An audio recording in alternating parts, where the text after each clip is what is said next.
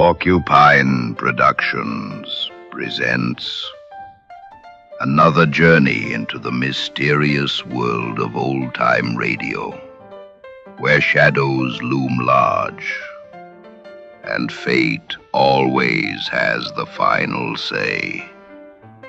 Tonight's feature comes from The Whistler, a long-running anthology series known for its ironic moral tales and ghostly narrator who always seemed to know just a little too much.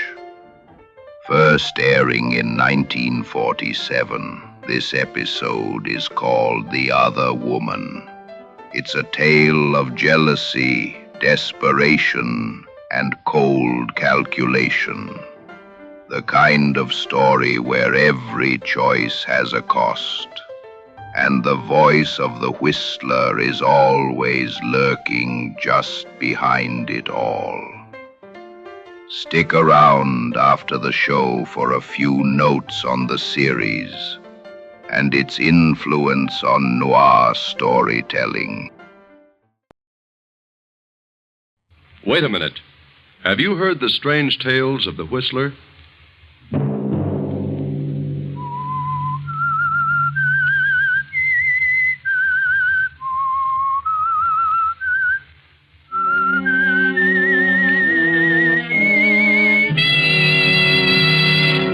I'm the Whistler.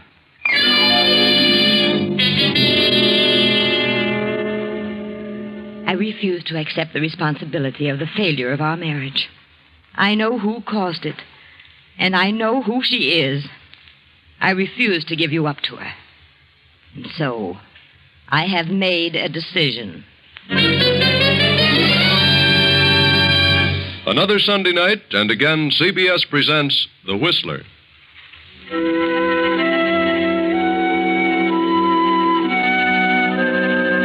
I, the Whistler, know many things, for I walk by night. I know many strange tales, many secrets hidden in the hearts of men and women who have stepped into the shadows. And so I tell you tonight the unusual story of The Other Woman. Olivia Martin paces the floor of her bedroom.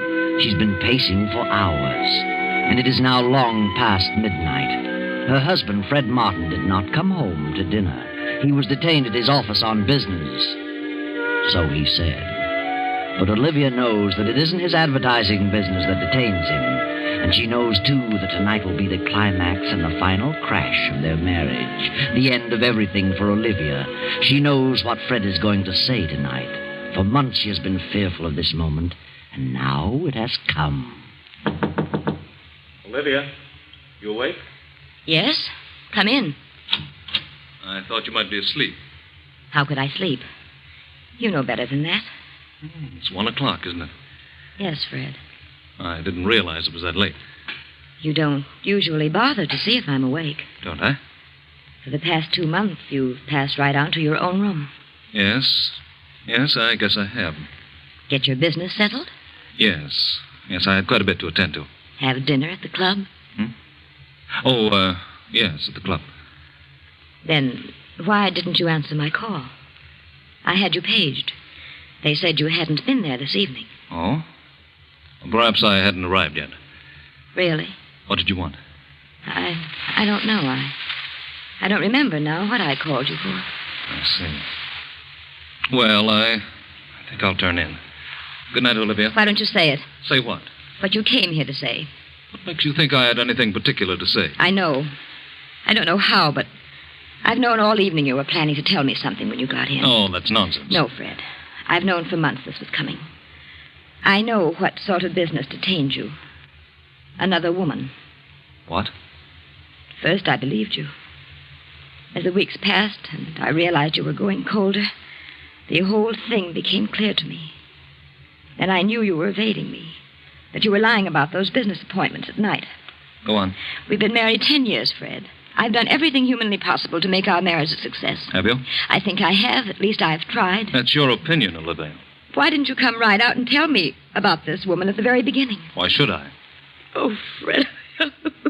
It's sick all over.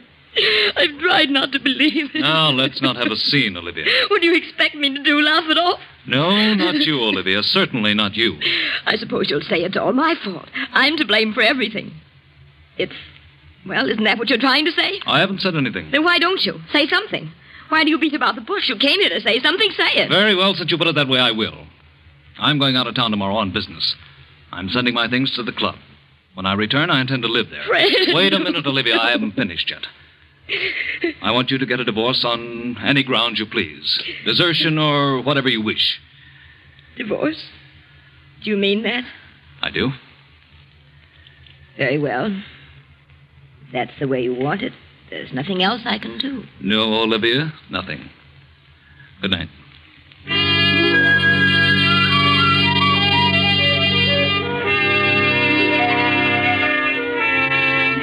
So Olivia sobs herself to sleep.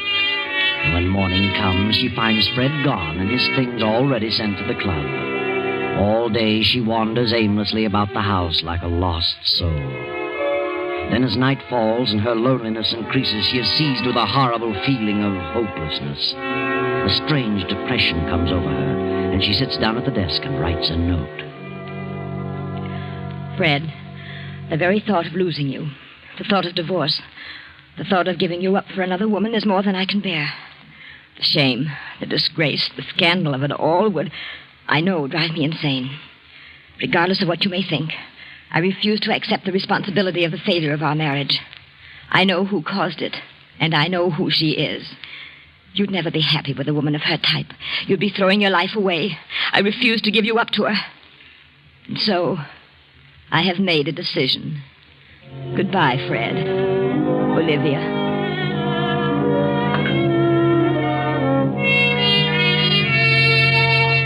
Olivia addresses the note to Fred at his club, steps out and drops it in the nearest mailbox.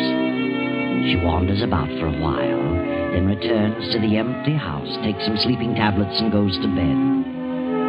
Then, the next morning at Fred's office, Doris, Fred's private secretary, is going over some papers. Yes? Very well. Put him on. Hello? Yes, Mr. Goldberg. This is Doris Hammond. Mr. Martin's out of town for a few days. Yes. Well, Miss Bartow is head of the art department. I'll have her check on it right away. Yes. Yes, goodbye. Yes? Tell Rita Bartow to come in here, please. Miss Bartow isn't coming in today. She's staying home. Has a bad cold. Oh, I see. Well, we'll send Jack Mallory in then. Yes, Miss Hammond. Do you want to see me, Miss Hammond? Oh, yes, Jack.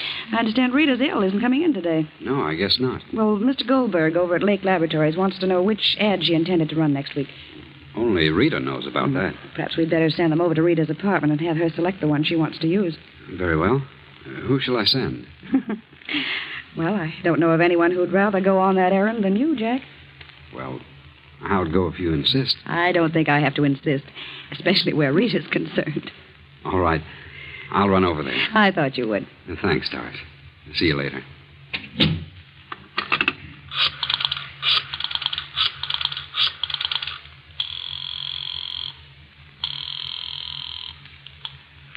Hello? Rita, this is Doris Hammond. Yes, Doris. How do you feel? Oh, fair. Good. Mr. Goldberg wants to know which ad you selected for next week. I'm sending Jack Mallory over with the layouts. He should be there in a short while. Very well. Now I've forgotten which it was. And send Jack back as soon as possible. He'll hang around all day if you don't. I will, don't worry. Goodbye. Bye.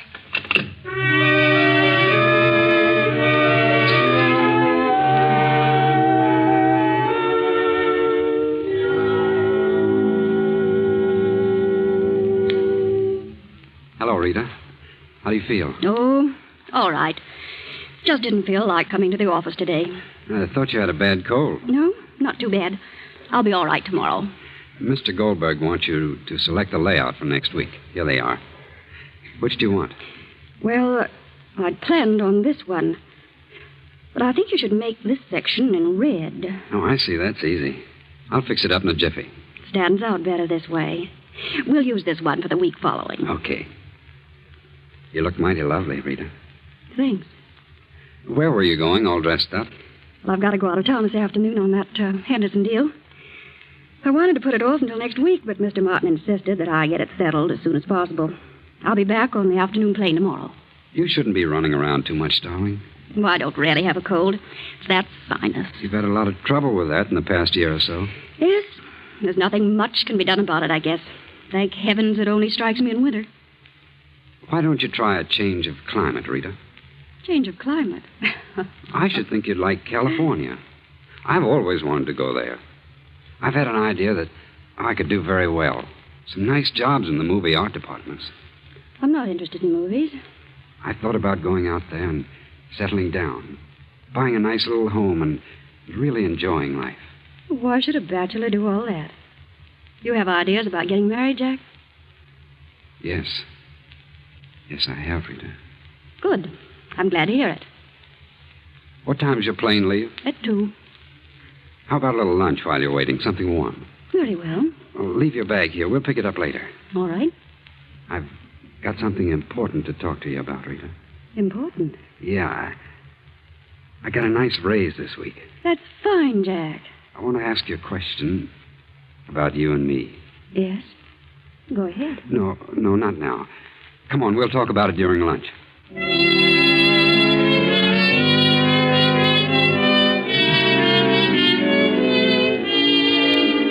Meanwhile, Olivia Martin, having made a decision and formulated a plan, visits her husband's office and calls on Doris, the secretary.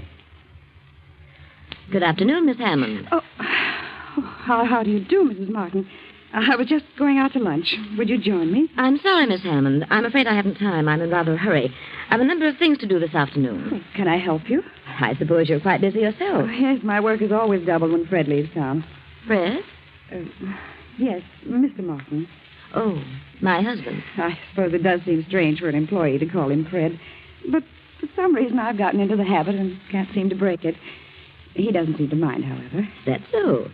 I can imagine he wouldn't. After all, you're like one of the family, aren't you, Miss Hammond? Yes, I've been here for 2 years. You've been Fred's private secretary for how long now? Almost a year. It doesn't seem that long. Pleasant work, isn't it? Most interesting. You've no idea how absorbing this business can be, Mrs. Martin. Well, I realize it must have a certain amount of extremely interesting moments. You should come around more often, Mrs. Martin. Oh, how right you are. Things might have been different. Different? Yes. I mean, if I had taken an active interest in the business, well, at times it gets rather dull waiting at home, especially on long evenings when your husband has to stay in town on business. Oh, I suppose it is rather dull under those conditions. Yes. But I mustn't take up your time with personal problems. I want you to have a check drawn for me for $500. Very well, I'll attend to it at once. Have you heard from Fred since he left? No, I haven't. He phoned me this morning. He did? Yes. He left an important paper at home, and he knew I was flying to Detroit tonight to visit my relatives, so he wants me to drop it off for him at Buffalo. Buffalo? I thought he was in Boston. Well, yes, he was, but he had to rush over to Buffalo. Some unexpected business came up, and he says he needs you very badly. He wants me to come to Buffalo? Yes, I told him I'd notify you and bring you with me. I'll be leaving the airport about 5:30. Can you meet me there, or shall I pick you up here? Well, I'll meet you at the airport. I'll have to run home for a few minutes. Is there anything in particular he wants me to bring? No, nothing but the paper he left at home. Very well, I'll be at the airport around 5. Do you mind flying, Miss Hammond? No, not at all. That's good. My plane is a small cabin job. Might be a little bumpy, but I'm rather a good pilot. I'll see you at 5.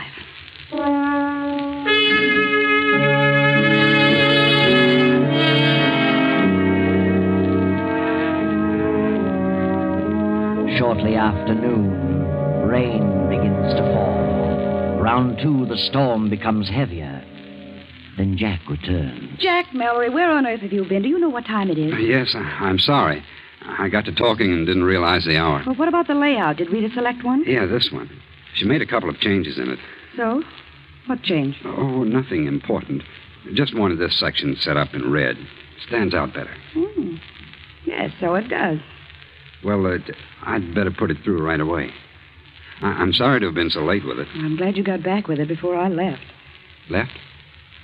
Where were you going? Mr. Martin phoned. He wants me to join him in Buffalo. Something important has come up. Buffalo? Mm-hmm. I thought he was in Boston. He had to run over there in a hurry. Buffalo, huh? Strange. What's strange? Huh?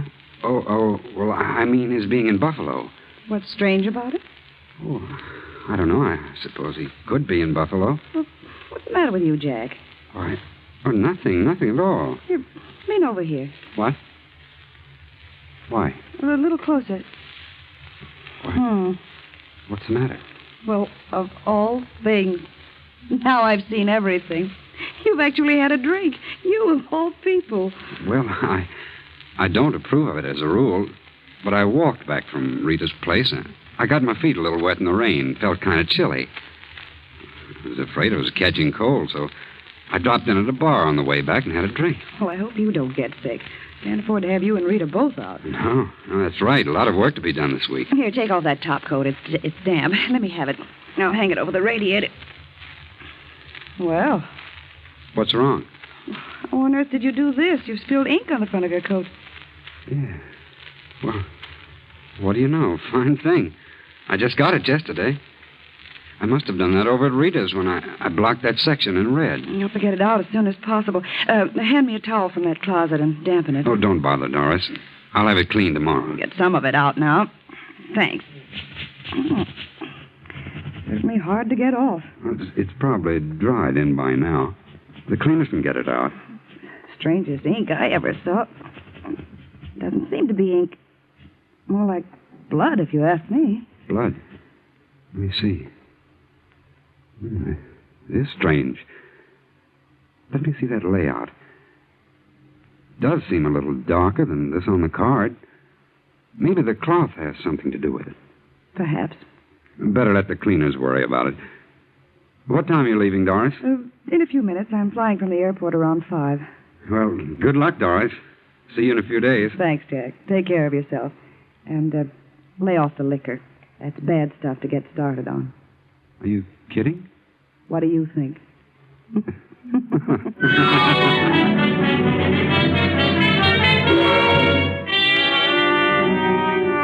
For a few brief moments, Doris stands staring after Jack as he passes through the door to the outer office. Then she picks up the towel, studies it for a moment. Suddenly she tosses it into the desk drawer, leaves the office, and goes home.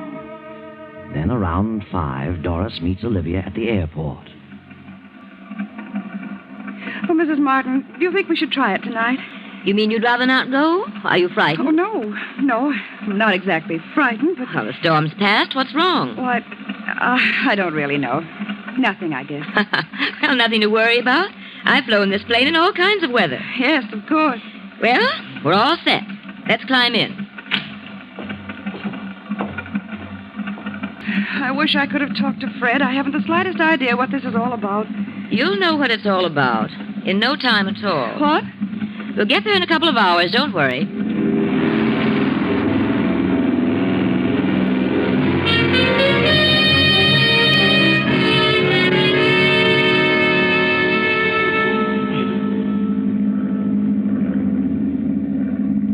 How far have we come now? Oh, I don't know. About 75 miles, I should say. Where are we? I can't see a thing. We're not far from Monticello. How can you tell? Can you see that down there? No, not too well. I'm flying by instruments. I hope we don't run into a storm. Frankly, I don't like to be in a plane during a storm. Well, I don't know of anyone who really does. We could have taken a train. We could have, but on this particular trip, I was in somewhat of a hurry to get to my destination. Tell me, Doris. May I call you Doris? Well, of course. Aren't you just a bit upset over this trip? What do you mean? Just that. Do I seem upset? Yes, you do. Something preying on your mind? Yes. Yes, there is something bothering me. So? What is it? I'd rather not say. A guilty conscience? Guilty conscience? Isn't that what it is? What are you talking about? Are you looking forward to a nice visit in Buffalo? Why, I don't know. I don't consider it a visit. It's part of my job. And a very pleasant job, too. I'm sure you'll miss the job and its attendant interests. Working late at night, several nights a week with Fred. What do you mean by that? Why should I lose my job? Your job isn't all you're going to lose. Do you know what you're saying? Yes, and you know what I'm talking about. You're crazy. Fred isn't in Buffalo. Where is he? I don't know. But wherever he is, you'll never see him again, you little cheat. Put this plane down and let me out. You're mad. I'm going to put it down, straight down on its nose. What? Fred won't think you're so attractive next time he sees you. No. No, you're out of your mind. You can't do this. You can't. You can't. Put that key back in the switch. I won't. You hear me? I won't. You must listen. Give me that key. Pull up. Those trees. Pull up.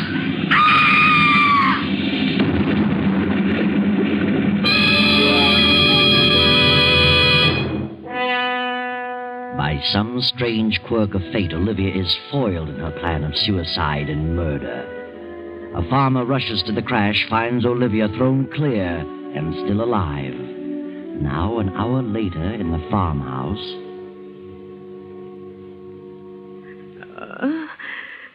Well, how do you feel, ma'am?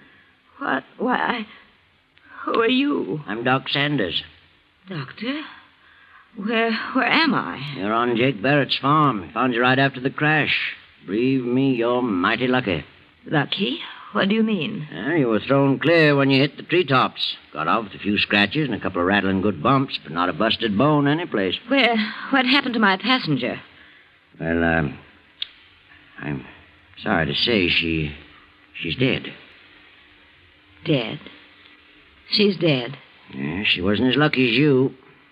I'm lucky, am I? Don't you think so? No.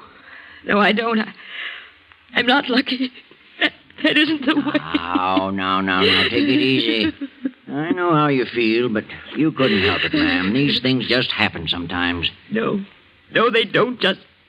What were you going to say, ma'am? Nothing. I wasn't going to say anything. Oh. Well, they located your husband, ma'am. Jake's driving you back to New York tonight. Now, you'll be all right.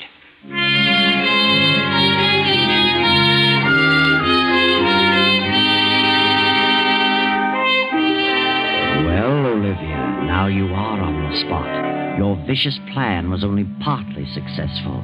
Now you've got to face Fred. And how are you going to explain the situation? How are you going to explain Doris's presence in your plane? Fred arrives in town, spends a few hours at his club. Then in the morning, he visits Olivia. Hello, Olivia. Oh, Fred, it was terrible. Yes, I know. I'm very sorry, Olivia. I don't know what happened, but all of a sudden the motor cut off. I couldn't find a clear spot anyplace. I thought I saw a clearing, but it was more trees. And with no motor, I couldn't pull up. You were very fortunate. Yes, I suppose so. Where were you going? Why, well, after you left, I got to thinking things over, and I just couldn't remain another night in this house alone. So I decided to go to my sister's in Detroit for a while. Mm-hmm. Why did you fly? I don't know. I just wanted to get away as fast as possible. Wasn't it a rather bad night for flying? No, I've flown in worse weather. Storm had cleared. I see. I was never so shocked in my life. Oh, Fred, I'm so sorry. So terribly sorry. No. Get hold of yourself. You couldn't help it. It was just one of those things. I know how you feel. Doris was she was a lovely girl. A shame. Yes. She was young. Had everything to live for. I know how you must feel, Fred. Yes, I'll certainly miss her. Can you ever forgive me, Fred? Why, of course, Olivia. I never want to fly a plane again. Never. Tell me, how did Doris happen to be with you? Where was she going? Well, she said she wanted to visit some friend in Buffalo. Asked me if I'd drop her off there. How did she know you were flying that way? Well, you see, I went to your office and told her I was going to Detroit and asked her to draw some money for me. Told her I'd be glad to put her down in Buffalo. That's all. I can't imagine why she'd leave the office in the middle of the week to visit friends out of town. That wasn't like Doris. Maybe she had some business to attend to on the side. Maybe. Well, I can't imagine what it might be. Maybe it was personal business. Possibly. Olivia, are you telling me the truth? Why? What do you mean? Have you told me the real reason you wanted to leave town? Well, certainly. Weren't you Well, running from something? What would I be running from? You were carrying out a plan, weren't you? Plan? What plan? Didn't you have a definite idea in mind when you wrote that note to me? Note. It seems you've forgotten the note. Why don't you tell me the truth, Olivia? Yes. Yes, I did make up my mind to do something terrible. I was going to kill her and myself. I couldn't stand it any longer. But after I mailed it to you, I seemed to come to my senses. I saw things clearly and realized how awful such a thing would be. I just couldn't go through with it. So you decided to forget the idea and go on to Detroit? Yes. I swear I changed my mind about killing her. I couldn't be a murderer. You really expect me to believe that? Fred, you must believe me. You must, please. I know what you think, the note and everything that's happened. That note is certainly definite evidence against you. Note? Yes. Oh, Fred, I swear I didn't. That's easy to say, but the note is too convincing. Where is the note? You must destroy it. Don't tell anyone about it, please, Fred. What time was it when you visited my office? Oh, I don't know. About noon, I think. And you mailed the note the night before? Yes. And you made up your mind to leave town. You went to the office, told Doris about it, and left at 5. Yes, that's right. And what did you do in the meantime? Oh, I can't remember. I'm so confused. I went shopping for a while. Are you sure? I don't know. I don't know, but I swear I changed my plan by the time morning came. You're going to have a hard time proving all that. It's the truth. Why shouldn't they believe the truth? The circumstances all tie in too well. We had separated the day before. I moved to the club. Several people knew about that. And in the note, you said you knew who the other woman was, and stated clearly what you intended to do about it. I know. Then how else can the police look at it? Police? What do they know about it? They've been putting 2 and 2 together. But the note? How do they know what's in the note? They were waiting for me when I got back from Boston. They had already found the note. They showed it to me. That's where you made your big mistake, Olivia. Fred, they really think I killed her? Murdered her? They do. What are they going to do? The detectives are here now. They want to talk with you. Detectives? Yes. Yes, I'll be calm. Very well. Come in, Captain Evans. Thank you. Olivia, this is Captain Evans. And this is Lieutenant Davis. How do you do? Good morning, Mrs. Martin. Did you gentlemen wish to see me? Yes, would like to ask you a few questions. Yes. Yes, of course. But I haven't done anything. I'm absolutely innocent. Yes, I know, Mrs. Martin. We don't want to upset you. Just answer a few questions. Very well. Is it true that your husband left you a few days ago with the idea that you were to get a divorce? Yes. He took up residence at his club? Yes. You believe that your husband was in love with another woman? I did. Did you know who that woman was? I did. Did you object to his leaving you, getting a divorce? Yes. Yes, I did. Well, after he left you, did you write this note to him? Yes. I wrote it, but You mailed it to his club? Yes. Next day, you got some money at his office, about noon, and exactly 5 o'clock, you took off in your plane. Yes, but I'd changed my mind. I couldn't go through with it, and I didn't. I swear I didn't. Where were you, Mrs. Martin, between noon and 5 o'clock? I went about town. I did a little shopping. I don't remember what else I did. Can you prove where you were during that period? No, I don't see how I could. No one was with you during that time. Did you frequent any establishment where you were known? No, I didn't. I saw no one I knew. Are you sure, Olivia? I'm positive. What difference does it make where I was between noon and 5 o'clock? It makes a lot of difference. Because it was about that hour that Rita Bartow was stabbed to death in her apartment. Rita Bartow? The head of the art department? That's right. The weapon's not been found, and there were no clues to the identity of the murderer, excepting your note to your husband. But Rita Bartow? What have I to do with her? You said in your note here that you knew who the woman was. Rita Bartow was the other woman. What? Then what about... What about who? What were you going to say? Nothing. I wasn't going to say anything. Not one thing. Oh, yes, you were, Olivia. Yes, you were. You were going to say that you killed the wrong woman, poor, innocent Doris Hammond. Of course, we know you didn't kill Rita Bartow, because Jack Mallory killed her when she turned him down and said she was going to marry Fred Martin. And Doris was the only one who knew about the bloodstains on Jack's coat. She was the only one who could have pinned it on Jack and cleared you, Olivia. But Doris is dead now, and you killed her. Killed the very one who could have saved you. What a shame.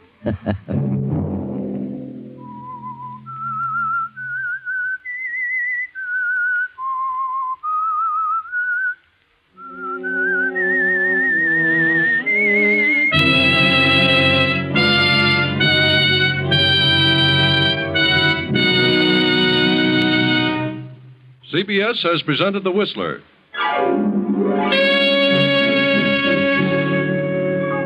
Next week, same time.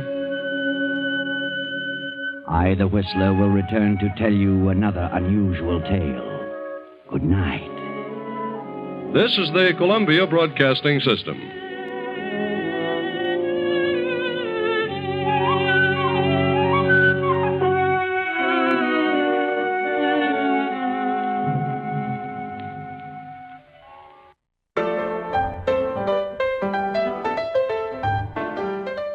That was The Whistler, the Other Woman, originally broadcast in 1947.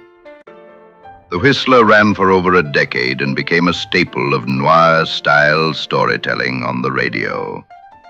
What set it apart was the omniscient narrator, the titular Whistler, who acted like a Greek chorus with a sinister grin, commenting on the fates of each character. Episodes always revolved around crime, betrayal, and a chilling moral twist, often where the would-be criminal got exactly what they deserved, just not how they expected. The series was so popular it spawned 8 films in the 1940s and was even briefly revived in later decades. If you're a fan of dark irony and suspense with a moral sting, The Whistler was radio's master of the twist ending long before Rod Serling came along. Porcupine Productions brings you both classic gems like this and original audio adventures like The Docent and Detective Steve. Subscribe and join us each week as we revive these forgotten treasures and make them howl again.